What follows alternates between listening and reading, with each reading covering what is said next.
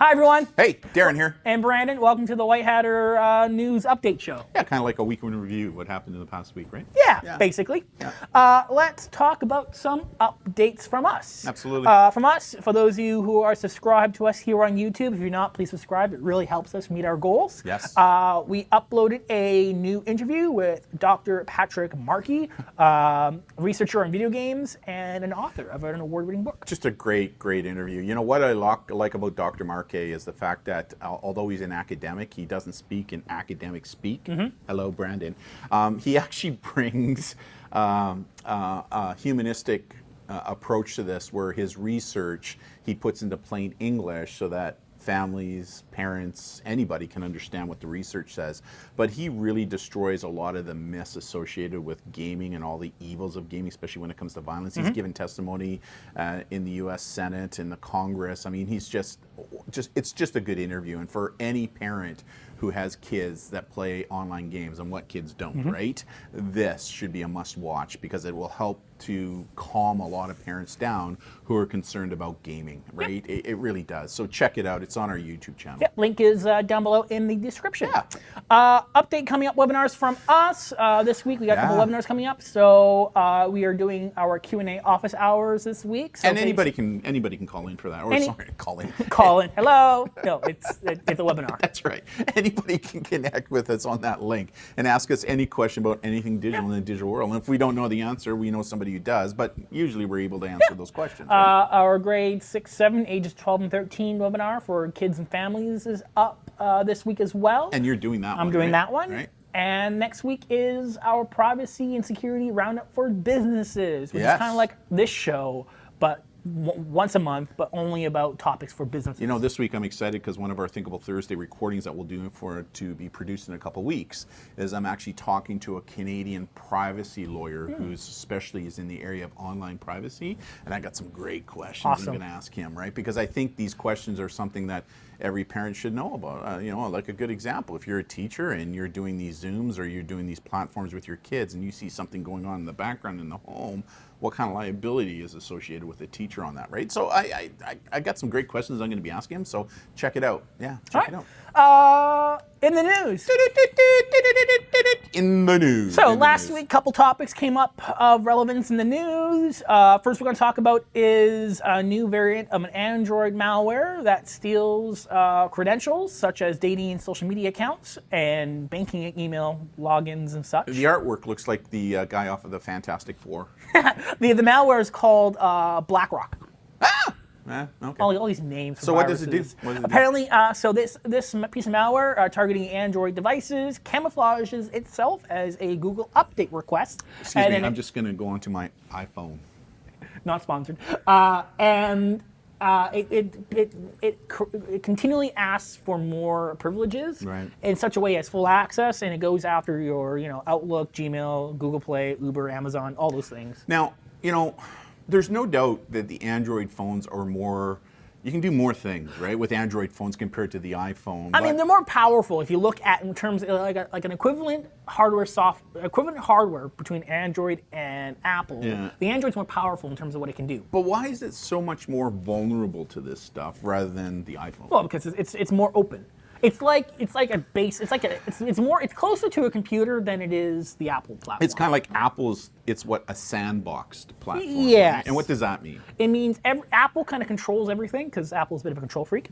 And basically, the things you download cannot interact with the main system, which is an inherent protection against malware and viruses, but it is limited in terms of what you can do as a consumer. And a lot of the apps that go into the App Store on Apple, they're vetted first, right? So it's I mean, we still get some malware that comes through in the iTunes Store. It's rare, where it's not necessarily vetted in the Google Store. Google does have vetting processes in place, given issues in the past, so they do. Is it as stringent as Apple, though? I don't know what the terms and requirements are, but I believe they're pretty similar. Okay. But the fact that because it's open platform, it just seems like there's far more of these malicious apps for Android phones. Yeah, Androids are great. I have high respect for Android phones in terms of... And they're cheaper too, right? Like you're generally cheaper in terms of what they can do, the power that they have. But again, with that power comes great responsibility. You know, Spider-Man quote. My eye doctor, he has an Android phone, Yeah. and I have an iPhone, and him and I, whenever I go in to do my checks with him, and I banter back and forth over this issue, right? So, but anyways, yeah, I mean, it's just something to be aware of. So what would be your recommendation to Android users and even iPhone users, specifically to downloading apps? Basically looking for permissions. So basically if an app is asking for something that it really shouldn't have access to, if your calculator is asking for your access to your location, probably don't allow it. Also make sure you download apps from the proper places. So only download apps from the Google Play Store. Don't sideload them from other websites. And to a degree, this kind of happened to you the other day where you were doing an interview with an organization and they wanted you to sign into a specific platform, and when you tried to do it, all of a sudden it was asking for these permissions, right? Oh yeah. Well, okay, what was that all about? Like, because it's kind of the same. It's kind of hits on the topic that you're talking about. That before you download something, have a look at like what. Well, yeah, I was trying to log into a platform to do some work with an organization. Yeah. And it was their platform, and the platform wanted me to use either a Facebook account or a Google account. Right. So sign in using Facebook or Google. Yeah. So this was a work thing. So I wasn't going to use my personal Facebook. Definitely not. Right. So I tried logging in with a Google account, and I realized using the White Hatter account, it was asking permissions to access our YouTube channel. I was like, no, thank you. Why? Why though? Explain why. Well, I don't want like a program to have access to look at our data, to look at pictures, to have access to delete our stuff. It's just something that was wrong with the program.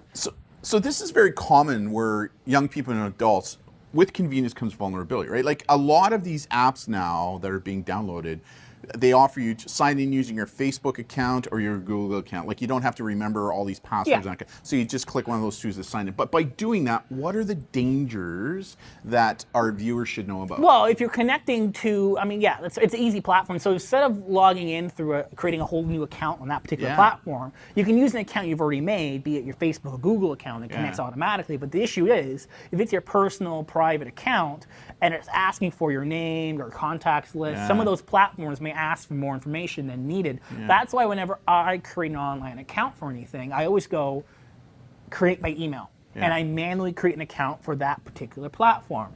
This single platform, however, didn't have that function. It only allowed to use Facebook or Google, which obviously kind of frustrated me. So I had to pull up a dummy throwaway Gmail account that has no data attached to it. We don't do that. Of course not. No. But it was the only way I would be able to access that safely. Yeah, it's interesting. So there's a cautionary note that we always say to people when we're teaching, like, when you click connect via Facebook or you connect through Google, by doing that, you're now allowing Facebook and Google to track what you're doing into that app too, if it's by Apple, however, Apple has privacy in place. They do. In that if there's a sign in by Apple function, you can sign up by giving them your actual email, or Apple will assign you a randomized dummy email to give them. Which is kind of cool, right? Which is useful. Let's be honest. I mean, from a privacy standpoint, I do think Apple is head and heels above. Yes. Again, it comes down to your comfort level. But I think too many people don't understand that if you sign in using the Facebook or the Google, you're now allowing those two vendors to have access to information and to see what you're doing, right? So, things to think about.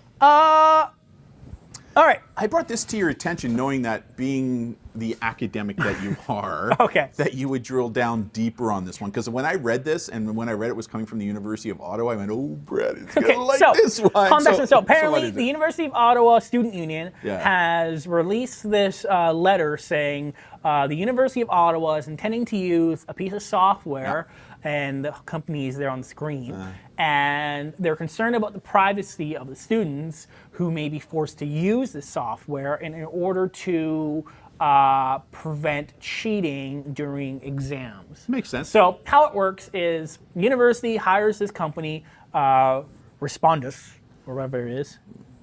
Yeah. Whatever. Names. Yeah. This company to kind of manage their exams. So you as a student connect into your platform, you open your exam, and it connects to this company. So just to stop you there, I mean, it makes sense, right? Because now that we've moved to online learning and distance learning, universities and post-secondary educational facilities are concerned about students who are going to cheat because there's no proctoring going on now, right? Yes. There's nobody watching what the students are doing to make sure that they're not cheating. And so universities were looking for options to help them deal with that issue because it's a real issue. So this product came about. But yeah, so so what this product does is that it utilizes the person's webcam on their computer. Okay. All right, and it records the exam session. Now, through the camera, it's using artificial AI technology to look at your face and detect if anything is happening that should give the university concern that you might be cheating. Such Be as? it you're looking away too much, maybe you're looking at your phone, or someone else pops in the screen. It will put flags on what you're doing during the exam. So it's using facial recognition AI. In a way, yeah. Okay. And contextual data to analyze if there is a higher risk that you're cheating. Okay, so where's that data going?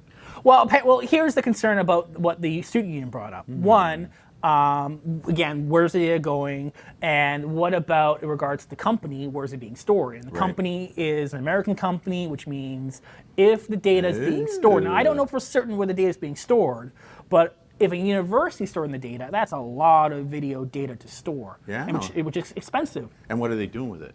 Well, apparently it's kept for a bit in order to recall, because you can recall as the instructor, you can recall any moment during the exam if someone's been flagged for potentially cheating. Ew.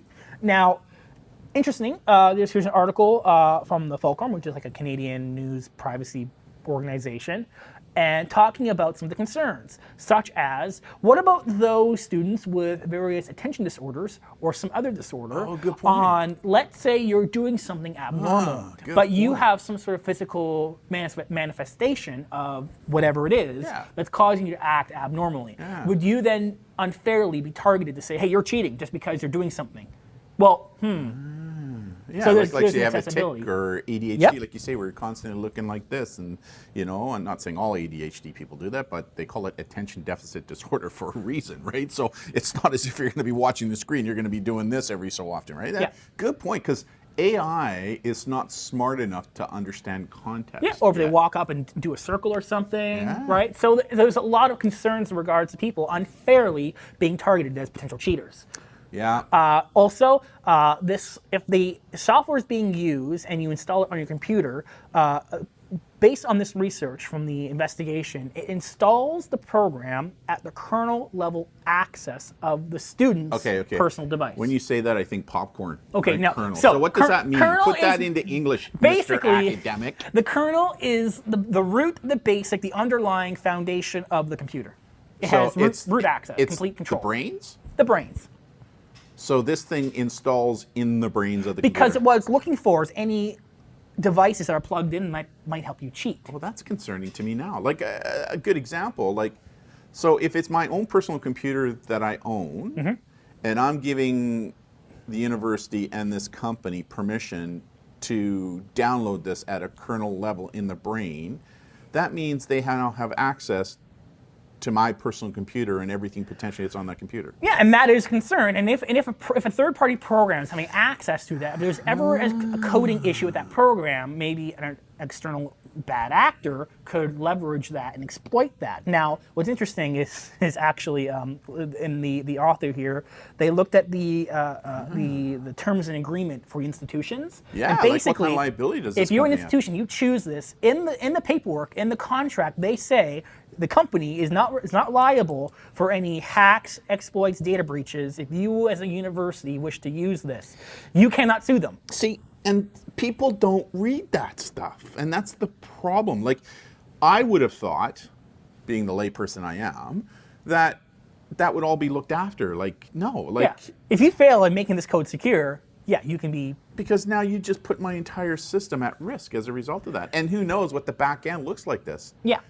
What kind of security, privacy, where is it being stored? Like you said, it's a US company. Does this mean all the data they're collecting is being stored in a US server? Well, that's what the university student union is all questioning in regards to where's the data being stored. And so they should. I mean, you worked with police in body-worn video, right? Yes, I did. And you know how expensive storing data locally is. It is. Right? It was significant, right? But we were adamant that if we were going to store the data, we wanted to do it on our own server in-house. We didn't want to give it to a third party. Yeah, which legally is big issue. Yeah. So I mean, so if you have 500 plus students and you're recording their sessions, that's a lot of data to save. It is. Now So in America, it's got to be servers, going into a cloud somewhere, right? servers in America, super cheap. Yeah. But you'd have to keep that here in Canada. But nobody knows where the server I did a is. quick look. I couldn't find, but I'm sure we'll figure it out here in the coming weeks. Now, what's also interesting is that the researcher, who was a security researcher, talked about how some antivirus programs, because the software installs at the root kernel level, could detect it as malware. So let's say, again, I'm a student. I bring my laptop personally to class. I connect remotely, do my exam. Yeah. My institution wants me to install this program, and now my computer's detecting it as malware. Yeah, and see, I know that schools are now looking at doing this as well, right? To allow teachers to have that, and workplaces are doing the same thing, right? See, for me, and I've always talked about in terms of if a workplace is demanding you as a remote worker to install a program that will infringe on your privacy, you should be providing that person a dedicated work machine. Yes, because like, why would I want to put it on my personal computer and I give my employer potential access to everything that's on there? Yeah, and it's good from a liability standpoint for the employer, because if you're collecting too much data, there could be lawsuits, right? So it's a good practice for businesses. You're working remotely, here's your own remote device, only for work, nothing else. This is interesting, because if all of a sudden I'm looking for a job and they say, yeah, you have to use your own computer, you're not, and I'm going, well, no, I'm not going to use my own personal computer. Like, I just lost the job. It depends on what they require. Like some businesses now have programs that monitor mouse movements to make sure that you are working. But if you install it on your own personal device, it gets very messy. Yeah. And then you, as the employer, if your employee is working outside their hours, you are now required to pay them. Yeah. Right? So I mean, it's a completely messy system, and I think in the education sphere, this is included as well. Yeah, I concur with the students at the University of Ottawa. I think there's more questions than there are answers right now. Yeah. And I think they have every right to ring the bell, Yeah. right, at this point in time, especially when it comes to facial recognition Yeah. technology and where it's being stored, like in the U.S., and because of the Patriot Act and because Yeah. of all the three-letter agencies, FBI, DEA, all Yeah. that kind of stuff. Now, if they don't use the lockdown feature, which is the saving internally, the internal software, and they only use the web-based camera solution, Yeah. and the data is only stored on the university's own servers, and they're paying to store that locally, which is a lot of money, different story. Yeah. Now, you also found a link, right, to this company? So the author in this article also mentioned how we're seeing these issues for privacy in the home, for work and school, all around the world now, given current situations. Good example, the author linked to this news article talking about how in Baltimore, there was a family who had an 11-year-old child doing a virtual classroom with their school, and apparently this student has a Nerf wall, basically, of Nerf guns, BB guns, and they hang it in their bedroom. They're scouts and all that stuff, and that's where they store their stuff. And apparently someone during the class, either the teacher or student, took a screenshot of that, reported it to police, where the police then went to this house to search for weapons. And this is definitely a huge question in regards to where is that line for privacy, and and people, and the mother in the situation was talking about how, they were treating the situation like the student was bringing a weapon to school, but in fact, it was in their own private house. See, and this isn't the first time this has happened. There's been a couple of cases now in the United States where, because of Zoom and all these other platforms, kids who will have, you had Nerf guns when you were growing up. Yep. You also had 10-meter air rifle. For doing Olympic-style air rifle shooting, right, which is a sport. And so there's been a couple instances now where in some of the social media platforms, kids in their bedrooms, you can see these guns, and then people are panicking because of school shooting and putting two to two, trying to put 2 and 2 together when 2 to 2 doesn't actually equal 4, it equals 1. And so there's a heightened issue. But this brings up a bigger issue, and this is one of the questions I'm going to ask the lawyer this week is, if you're an educator and you're doing these Zoom meetings or these platform video conferencing educating meetings, and you're talking to your child and you see something in the background that causes you some concern, what is your liability associated with either doing something about it or not doing something about it? Yeah. Right? But it is concerning because, on this one specifically, just because the kid has guns up on the wall, it doesn't necessarily make them a violent person, right? So, anyways. Yeah, the mother had an interesting hypothesis or a situation. The kids doing a video call in the kitchen where there's knives out because they're cooking. I mean, is that also warrant for a call? Yeah, because you can't bring those to school. Yeah, context. If this kid was out in the neighborhood with what appears to be a gun doing bad things, is that concerning? Should be reported? Yeah, I think that might Different be situation, right? Or if it's a problematic child that you already know has issues surrounding violence and stuff, and then you see what appears to be a real gun in one of the pictures or videos. Again, context is everything, right? Yeah.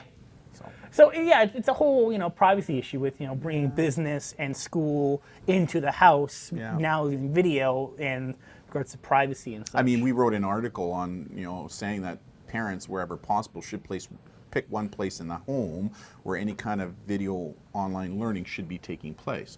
But what happens if you have 2 kids, 3 kids? Does that mean 3 different places? Or you as a parent need to work as well. You need to work. I mean, there's all kinds of these things that we're going through. But I mean, when you're setting up this type of stuff, you should be sanitizing the environment, right? So, but not everyone has the privilege to do that. For sure, and that's one of the issues, right? Is that digital divide and the privilege issue. So yeah.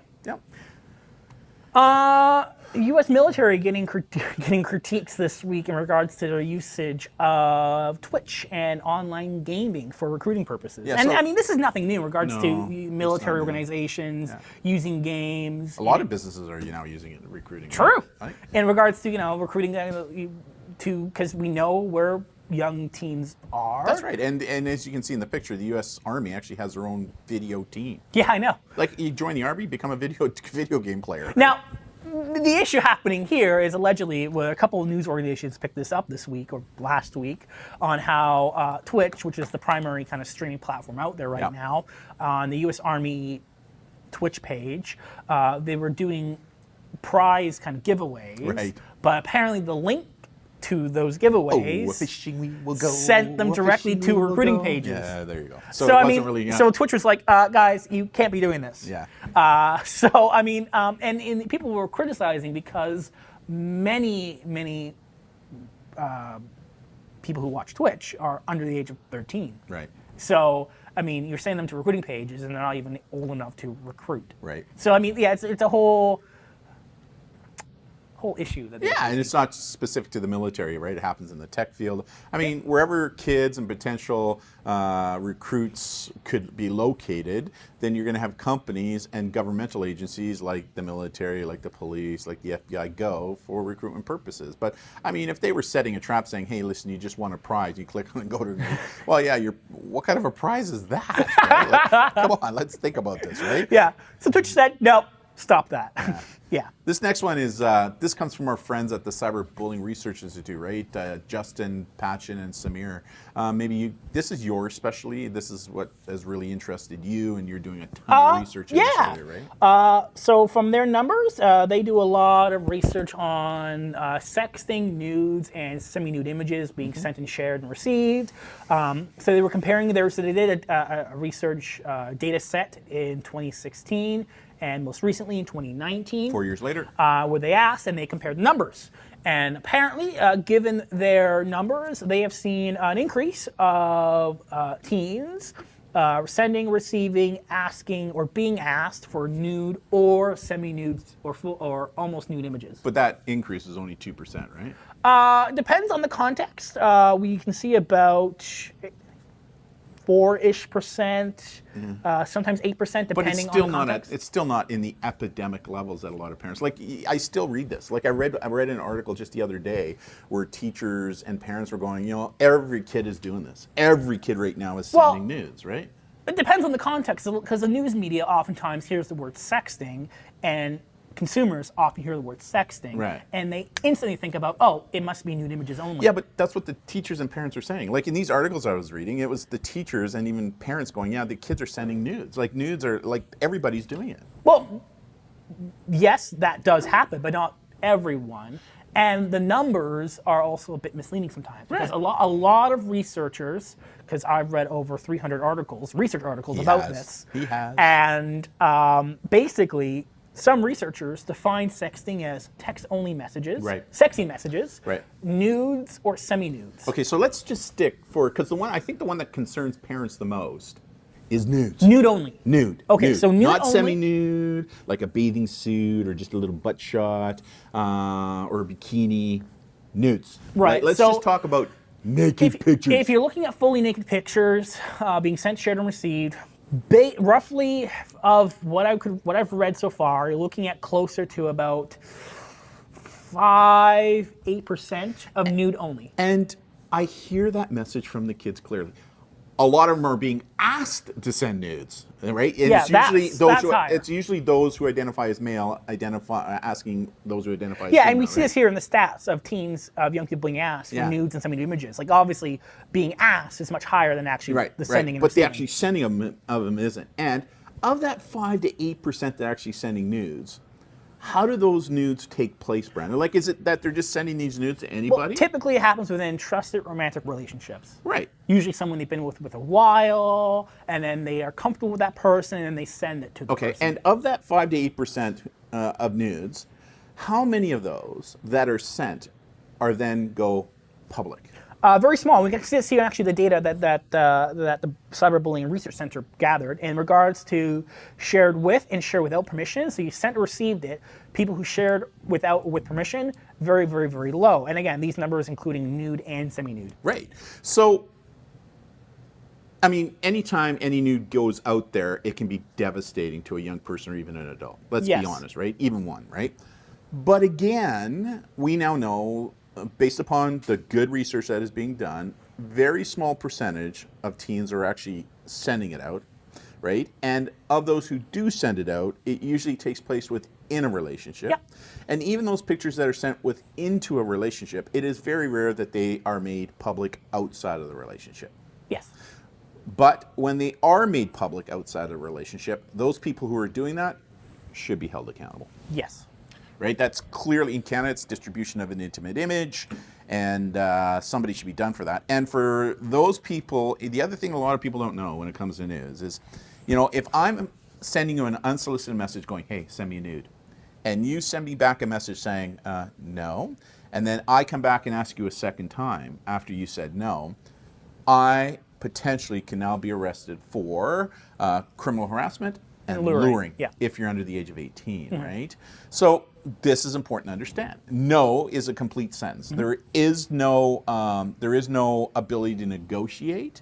So if you're asking a person, and we've heard clearly from young women in both middle schools and high schools how sick and tired they are of these people asking for nudes in their school unsolicited, right? So not illegal if you ask once, but if you ask a second time after the person says no, you potentially could face arrest and be dealt with that way. And that's why we came up with the... No, it's rude to send a nude graphic image. Right, that you can get on our app, which you can download for free in the apps, and it's available both in the Google... Link will be in the description down below. Perfect. I mean, things to deal with. But I think overall, the important message here from the Cyberbullying Institute is we have seen an increase.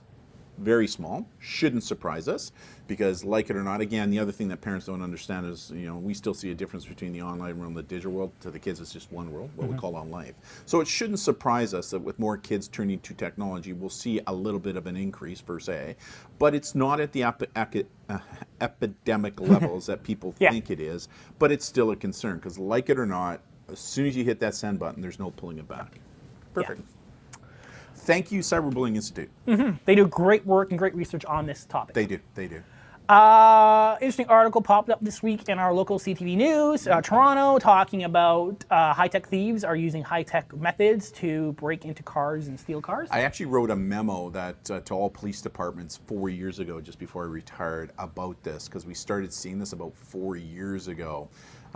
In the United States, and basically what they're doing is they're using an antenna that you can buy off a line off of Amazon, hooking it in, and they're getting close to the home, and they're trying to pick up on the RFID reader that comes from the key fobs. That's what. Yeah, I guess most people keep their keys near their door. That's right. And so the guy, as you can see here, he's got a backpack he's wearing the other way, and you can see the wire coming out. That's the antenna on his hand that he's holding up, going into a computer so that he can clone it and then use that to get into cars, right? So, I mean, nothing new, However, I still think it's something that we need to be aware of, and why you may want to think, depending upon the type, because these guys are looking for specific cars, right? They're not looking for the beater cars, right? They're looking for the high-end luxury No, vehicles. those cars just get a slim thing and That's right. pop the lock. Jim. Or, you know, you get people, put the club on your wheel. Yeah, whatever. These guys are just cutting the steering wheel and taking the club off. But, I mean, for high-end luxury cars, what we recommend here is that don't store your keys anywhere near the door or near the garage, right? Because a lot of cars,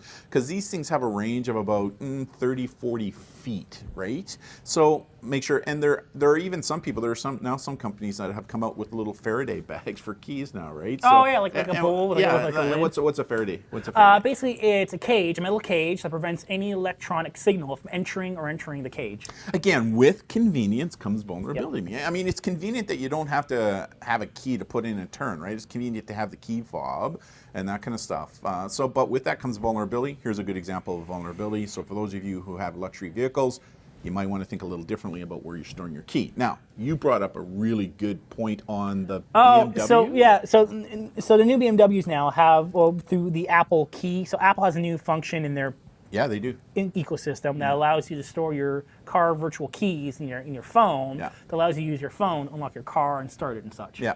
Which, I mean, great innovation. I guess it depends on what applications are allowed to access the app and if it could be misused. Now, given Apple's sandbox ecosystem, I highly doubt there'll be any necessarily exploits common or popular enough that would actually be used. You got to know there's a group of high school and college students somewhere that will play with this to see what can we do, right? It's too bad the Black Hatters Conference isn't going this year, because I would have loved to gone with you this year, because that's usually where they demonstrate the hacks to these types of things. I would expect the vulnerability would more so be on the car side. In that, good point. Can you just send a signal to the car and just push as many random signals as possible that it will unlock? I don't know. There's probably some kind of like key and salt or encryption built in between it. But I mean, I'm sure our lovely fellow white hatters out there will figure out issues before the bad guys do. Yeah, for sure. And again, we say this many times with convenience, because technology is extremely convenient, right? It makes our lives easier, and but with convenience comes vulnerability, and with an increase in convenience will come an increase in vulnerability that people like this will try to take advantage of monetarily, right? So. Oh, this is interesting. So Byte, which is a social networking app. It's really a rework of Vine, right? It's a rework of Vine, although TikTok was supposed to be kind of that replacement. Right. But Byte and TikTok are now kind of the platforms that provide short, less than a minute videos in mass. So TikTok came out first, Byte came out later, but Byte was slow. And just on that, Facebook through Instagram has announced this week that hopefully the first week of August they're coming out with another rival product called Reel, R-E-E-L, which is basically a TikTok knockoff. Like Instagram Stories, which were a knockoff of Snapchat Story. So we'll see how that works. Basically, right now, TikTok is the leader in quick video hit social media platforms. Yeah, the highest upload of apps over the past couple months, right? Definitely. Byte, however, has taken a surge in downloads. Sticking a bite out of it. Get it? Anyways, back on topic. Okay, Boomer. Byte has seen significant market share in downloads in the last little bit. Some people are hypothesizing it's because of certain threats to shut down TikTok. Okay, I'm going to say it. It's because Donald Trump has said that he's threatening to not allow TikTok into the country. I actually believe, where's my tinfoil hat? I actually believe that he wants it off because he recognizes it as a threat, primarily because of what happened at his last, remember that last thing that he did where he was having his rally? Yeah, the rally, and all the kids used TikTok to spread a message for them to go buy the free tickets. And I think he got so ticked off. Get it? TikTok? He got so, I've got a couple of them coming today.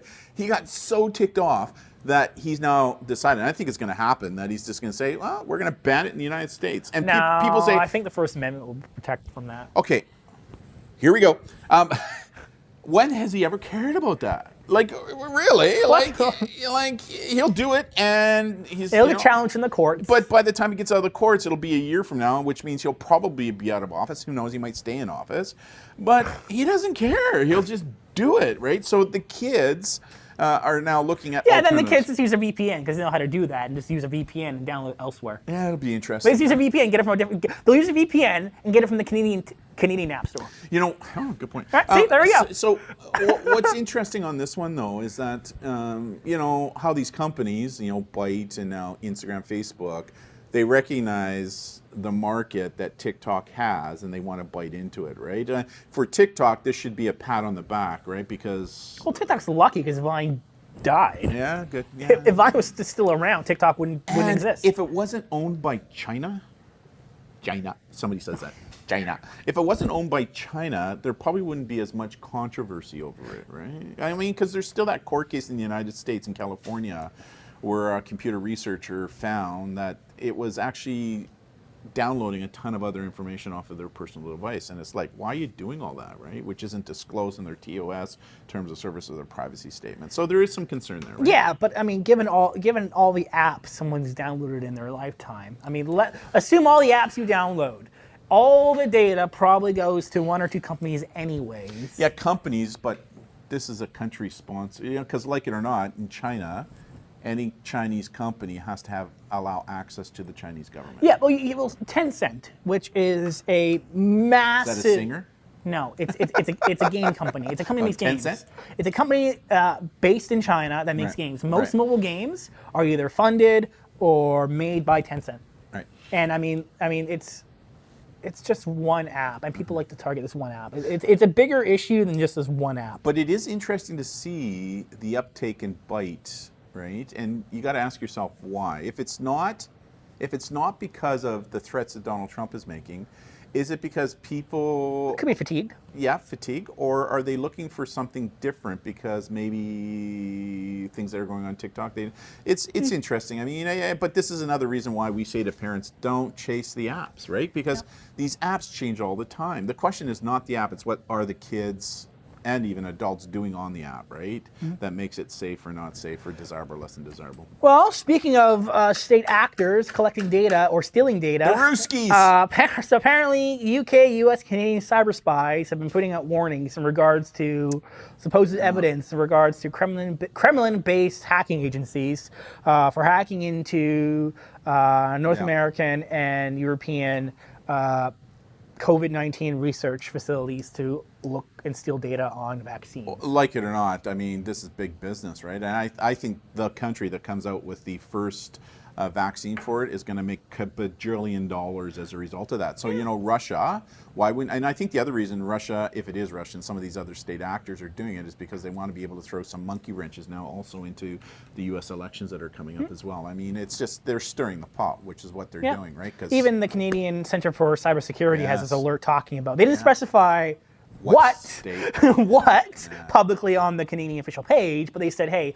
cyber threats to Canadian health organizations are a big concern. Yeah, so what they said is to a lot of the healthcare providers or the universities and research centers that are doing stuff on COVID, just make sure that your security levels, that you're insulated and that you got your gates up to help stop this, because these state actors are doing it right now. But this is nothing new. I mean, we've been warning about, you know, securing medical facilities for years now. Years. The reason why medical facilities have super old tech that hasn't been upgraded since like the 90s. Yeah, for sure. Right? So, I mean, yeah.